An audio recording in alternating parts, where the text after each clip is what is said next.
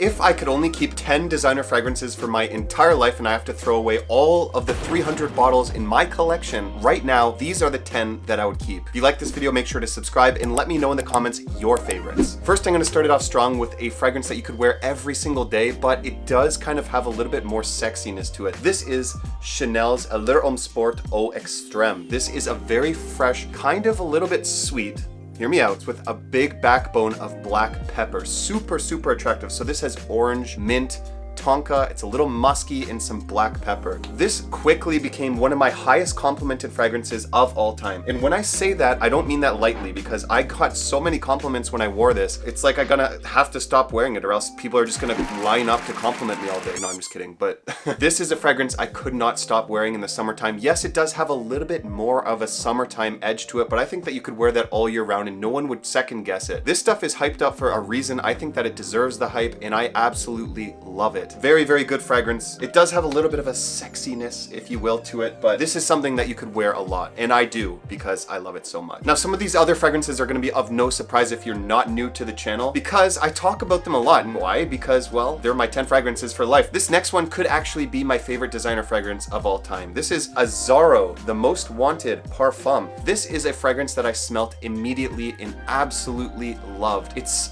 very, very attractive. This is a kind of sweet, almost like a grapey type of smell. You get some bourbon kind of vanilla, some ginger spice in there, and it also has this kind of creamy vanilla. So all that combines together to give it this almost spicy, warm, vanillic, gourmandy scent profile with a little bit more of a bright, almost fruitiness that floats through there. Like, that's what I say by the grape, like almost like a white grape type of smell, right? And some people have said it smells like grape. Now, I think that this one, the reason that it attracted me so much is because of its balance of sweet and spicy characteristics. This was a love at first sniff. I've honestly been hyping this stuff up since pretty much the beginning of my channel because I love it so much, and a lot of other people do as well, but I don't think any other channel talks about it as much as I have. And honestly, if you haven't tried this one out, you're doing yourself an incredible disservice, and that's why it's hard not to include it in every list. I honestly have to stop myself from wearing it because it's like one of those songs. You find your favorite song, but you play it all the time and then you start to dislike it. That's why I stop myself from wearing this one so often, because I don't want it to become less loved. I just love it so much, I don't want to ruin that. My next one is a little bit of a challenging wear, but if you watch my channel, you're no stranger to this fragrance. I hype this up a lot. I glaze it all the time. Hugo Boss bottled Elixir. I have a shrine of this in my other room and I worship it almost every night. I should go do that after this video. But this is extremely attractive, daring, bold, charismatic. You got a lot of character if you wear something like this. It has a big dose of frankincense, which gives it this incensey feel surrounded by these resins. But what shines through it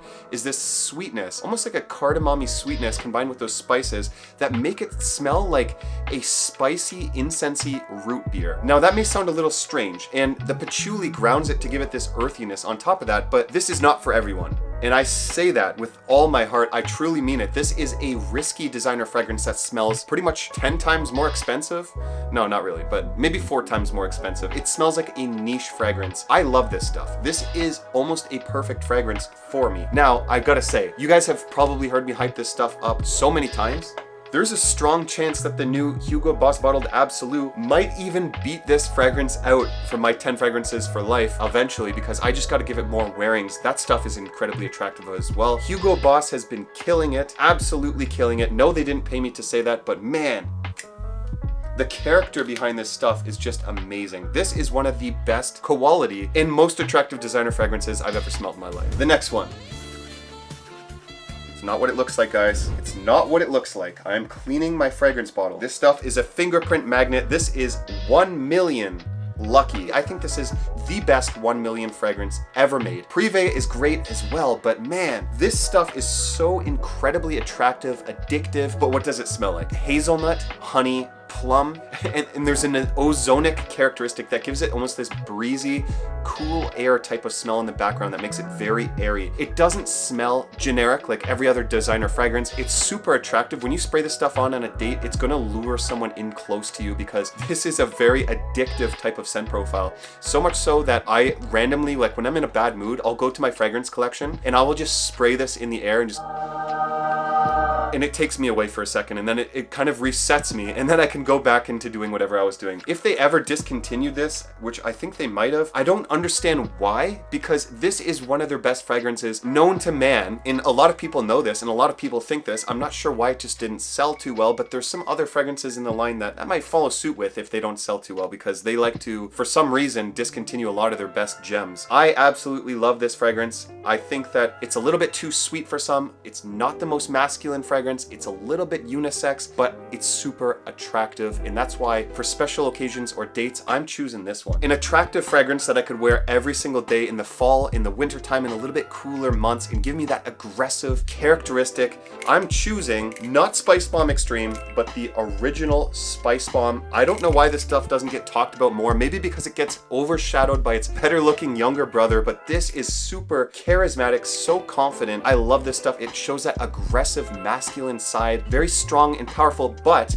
it's brightened up with some grapefruit and citrus on the top, smoothed out with some lavender, which almost gives it this soapiness, combined together with this tobacco leaf. Now this tobacco leaf isn't like that earthy kind of dark tobacco. This is like the leaf of the tobacco. You're getting almost a soapy characteristic from here, but there's also some pink pepper in here, which gives it this spiciness, a little sweetness. Sorry, I just got taken away, and I forgot to say, the leather in this also gives it that leathery edge that sits underneath as a base and just makes it so manly and sophisticated and attractive. This stuff doesn't get talked about more, but I think that it's one of the best fragrances ever made, and I think that a lot of people need to talk about it more. I'm keeping this one if I'm to keep any Spicebomb in my collection forever, and I mean that. Throw away my Spicebomb Extreme, I'll cry like a little baby, but I will still be happy with the original. This next one I recently reviewed, and I think a lot of people agree with me that this is the best version all around of Jean-Paul Gaultier Le Mal. This is Le Mal Les Parfums. Sophisticated, attractive confidence. This is what this fragrance is, with a little sex appeal behind. This is that original Le Mal DNA. You're getting some lavender,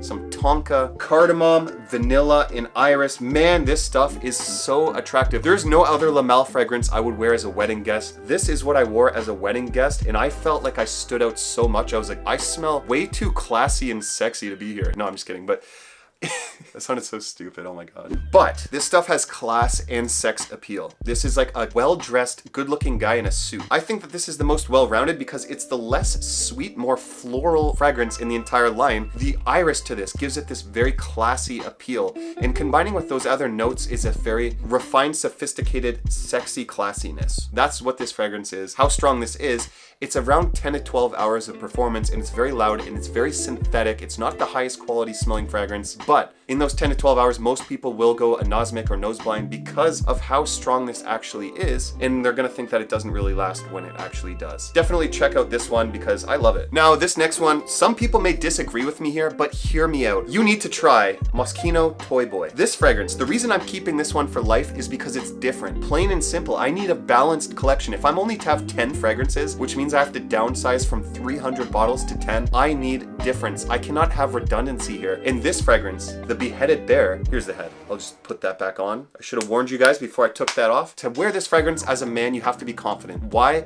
Because this has a very prominent rose mixed with this very sweet pear underneath, which almost makes it smell like a female fragrance. But I think that this is manned up with some woods and some spices in the background that give it this character. This is like a very, very confident man who would have to wear something like this. And that's why I love it, because it does not smell like the average men's designer fragrance. When I want to show up and I want to show out and I want to be different and I don't want to blend in with the rest of the crowd, I need something like this. Because there's a good chance that 9 out of 10 people have never smelt a man wearing something so sexy in their life. It also takes so much confidence to wear something like this, and what is really sexy to people? Confidence. Confidence is key, and this is an absolute confidence booster, at least for me. Something really cool about this is pressure-controlled atomizer.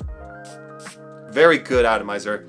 Fill that room. So it's very loud, very good performer, and it's a very fresh smelling rose fragrance that's actually a little bit cool. So it's very good for cold nights. It's very good for warm nights. This is a going out fragrance for a confident man. Check this one out. I love it and I'm keeping it forever. This next fragrance is misunderstood, and I love it for that because no one's wearing it. Dior Homme Sport 2021 is honestly misunderstood. This fragrance is not a sports fragrance. This is an everyday men's fragrance that you can wear anytime time of the year as a signature scent. For any type of occasion, this stuff will carry you. And it honestly has the versatility of a Creed Aventus, and it almost goes in that direction. I think this was Dior's take on Creed Aventus without being like Creed Aventus, maybe some inspiration. But this is a citrus fragrance with some woods and pink pepper with a little bit of an airy aldehydic feel in the background. The reason I love this stuff is because it's so charismatic, and it's like a boss men's fragrance, and it's almost like those types of fragrance when you wear it and you're like, man, I feel like super confident, and just like, I feel like I added a zero to my bank account balance. This is what this fragrance does. It makes you feel like a boss-like man that's in control of the room, someone that would go into the office and make a $1 million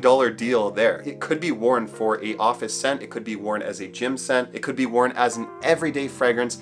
And this is why I need something like that. If I'm only to have 10 fragrances for the rest of my life and throw the rest away, I need something that's gonna carry me all day long, no matter what the situation is, and give me that power and that confidence and make me feel like I can close $1 million deals. This is exactly what this fragrance is. If you haven't tried this fragrance and thought, oh, I don't want a sports fragrance, something to wear to the gym for 2 to 3 hours, try it out. It's absolutely amazing. We're getting down to the nitty gritty here. The final 2 fragrances in my collection that I'm keeping forever. Throw the rest away. I want these. The next one may surprise you because it's the second from the brand on the list, another Jean-Paul Gaultier Libo Le Parfum. One of the most confusing fragrances in my collection. Why? Because this has a tropical scent profile to it with some coconut, some pineapple, a little bit of a tonka in the background there, and an earthy iris. It's a tropical scent profile, but the sweetness to this makes me not want to wear this in the day because it can be a little bit too cloying in the high heat. But in the tropical or high heat, I will wear this in the night and I will stand out from the crowd. That's this fragrance. This is a night out in the summertime in Miami. I wore this to a Greek restaurant in Miami where you could just pull up in your boat to the restaurant, dock your boat there,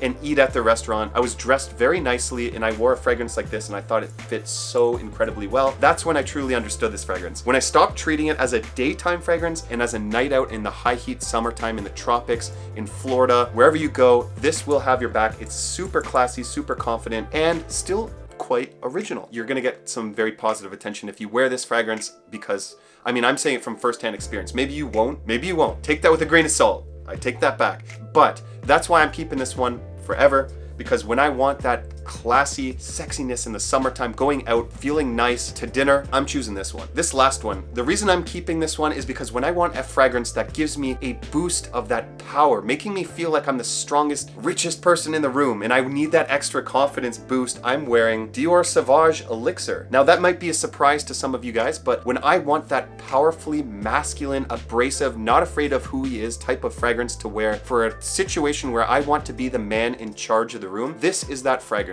This is a fragrance for a man who is strong and dominant. This is a super powerful fragrance. Probably the strongest fragrance in my entire collection, at least for designers, like a 24-hour performer. This is not for everyone though. This is almost an old school type of fragrance made modern. Now, this is a lavender fragrance with some nutmeg in the bottom there, some woods, some grapefruit in the top, and some amber. The amber gives it this attractive sweetness combined with the grapefruit, giving it this modern edge over an old school type of fragrance. This stuff is super powerful. You only need like 1 or 2 sprays, which is exactly why I'm also keeping it as well. I know this will carry me through my entire day and make me feel exactly how I wanted it to. This is a fragrance for that, and I honestly think I was choosing between this one and Versace's Dylan Blue, which kind of have some similarities to it if you really compare them together. Not the same, but they're kind of for the same type of man, but this one is just so powerful. My eternity fragrance because of how strong it is. Now, I know some of these fragrances on the list I haven't given 10 out of 10s for, and some of them might have even been in the high 8s. But the thing is if I'm only keeping 10 fragrances for the rest of my life, they need to be fragrances I'm going to wear for different types of situations, and that's exactly what those fragrances were.